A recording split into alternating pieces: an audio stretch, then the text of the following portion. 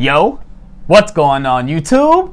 It's your boy Alex Thomas here, back with another review for you guys. I'm here with my twin brother Myron. He is back on these Harry Potter reviews, and today we are reviewing Harry Potter and the Deathly Hallows Part 1, directed by David Yates, starring Daniel Radcliffe, Emma Watson, Rupert Grint.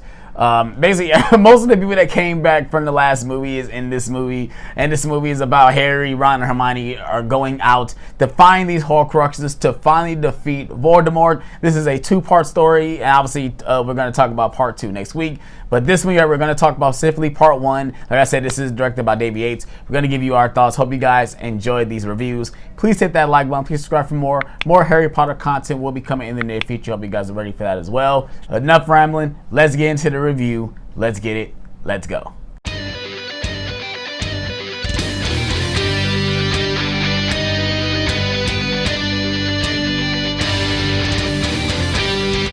All right, Myron. Right off the bat, what are your thoughts on Harry Potter and Deathly Hallows Part 1? This one is, this was like, I give it a 7 out of 10, if you want to rank it for 10. It's just one like the slow builder up one, you know what I'm saying, that they find out, you know what I mean, what they need to do, what they gotta do. And you know what I'm saying, it's really a slow builder. It's really not a lot going on. It's it's different things going on in this one, but it's really a slow builder.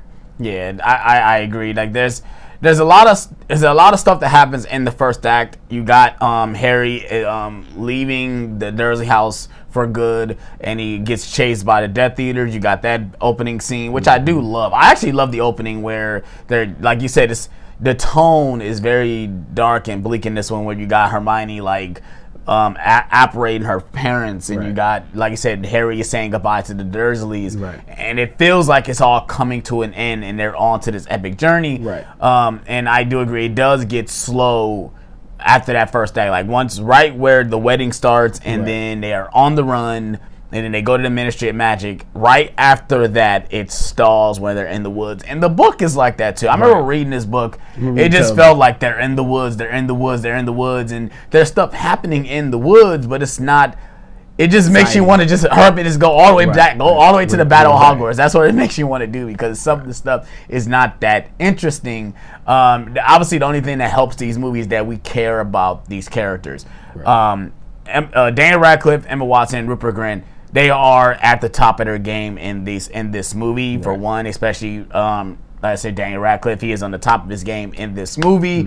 He is dealing with the most, obviously, in this movie as well, when it comes to the journey and not having everybody, fight for him and die for him. He just ready to get this over and defeat Voldemort. I love the way this movie is directed. David Yates did an amazing job directing this movie. He's been directing the last ones. Warner Brothers love this guy. Or at least Warner Brothers and whoever produced these movies love David Yates, because he's directed every single one since Order of the Phoenix. He's gonna be directing. He directed every single Fantastic Beasts movies, and those are not the problems with those movies. I think the direction is spot on. I think he knows this world, and he does a great job with the characters and what their dynamics are. What's some of your favorite moments in this movie, man? Some of my favorite moments, man, I wouldn't say the part when you say yes, the part when they getting chased by the Death Eaters, the part when they go to the Malfoy house, that's a good scene. I wouldn't say the part where Harry and Ron, they really had a battle. That's a good scene. That when they fight, when you see they get really emotional, you can tell like the Horcrux is taking over. You can tell that things is going on, that they're really getting itchy, that they're, you know what I'm saying? It was, that's the one thing I was very excited for this movie, because like I said, the kids are not at school. They're not in school at all in this movie, and it gives the characters a different dynamic, because now they're basically adults in this movie, but they're still kids at the end of the day. But dealing with these adult situations where they're on their own, they have to figure out how to do certain things without the adult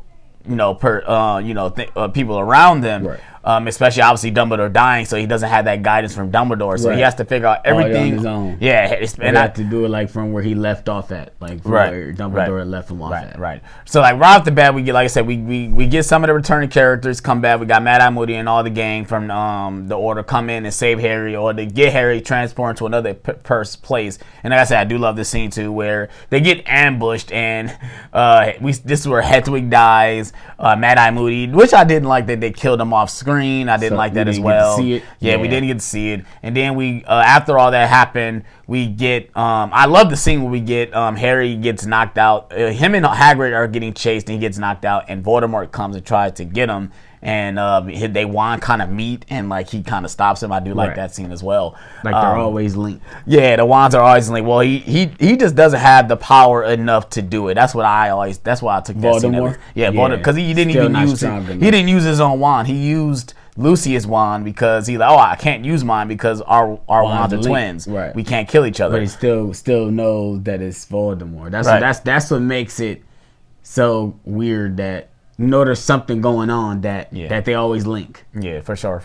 But like I said, they found out that the Horcrux that they had from the last movie is not a real Horcrux. So they go to the house that they're staying in for the Order, and they find out that the note in the letter is related to Regulus Black, who is Sirius Black's brother, and they find out that the real locket that is the Horcrux was taken. And they find out one of the thieves took it, and they also find out that one of the worst characters in this fucking series, Dolores Umbridge, actually has the fucking locket. So they have to go to the Ministry to it. And I love this scene right here. This scene is awesome, where it's like a heist film kind of the way where they use Polyjuice Potion and you transform to other people and like get into the Ministry to get this locket. I do love this scene. I love how it progresses and how it's like you don't know what's happening. And then when they finally get to the moment, you see Dolores have the locket.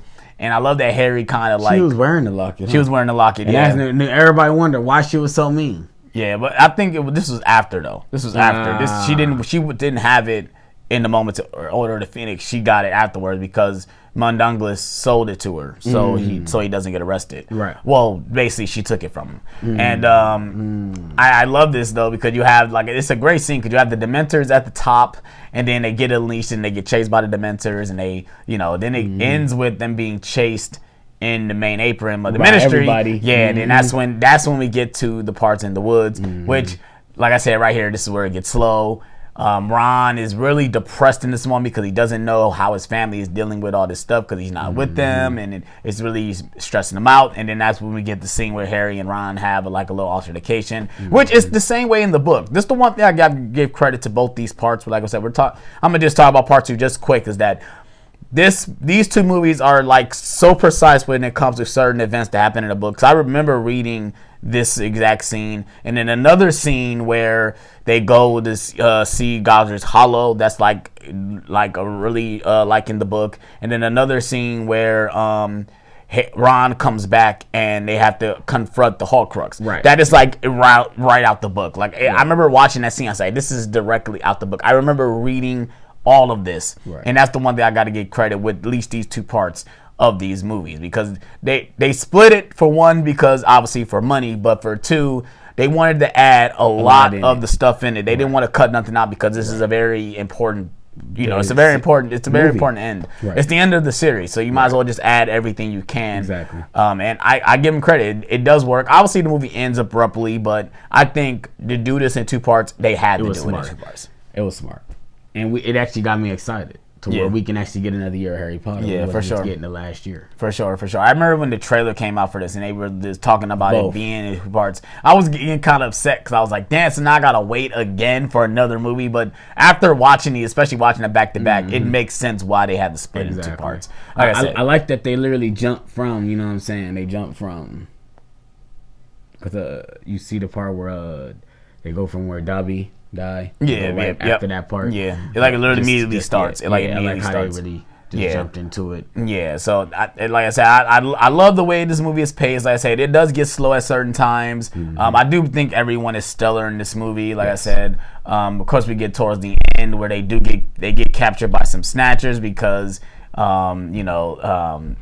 Luna Lovegood's father was going to give him up because they find out this symbol in this book is the symbol of the Deathly Hallows. This is where they find out that they have 3 specific tools that form the Deathly Hallows. That's the Elder Wand, the Resurrection Stone, and the Invisibility Cloak, which is crazy. Harry had basically every single one in his possession, which is crazy. But then we find out Voldemort finds out where the wand is, where the Elder Wand is, and it's with Dumbledore.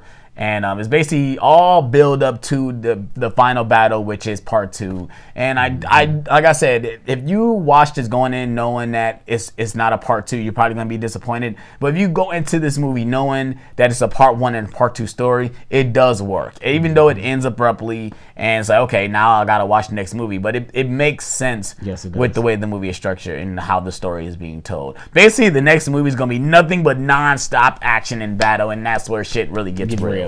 For sure. Nah, the next one we gonna be saying shit gets real. Yes, for sure. Like for sure. real talk. Yeah. I can't wait. Yeah, for sure. Stay tuned. Yeah, for sure. That's, like, comment, and subscribe. Yeah, for sure. So, like I said, I think I got all my thoughts I wanted to get out for this movie. It's like I love the score of this movie. The score for this movie is amazing. I just love the way this movie is shot. I do like the way this movie is shot.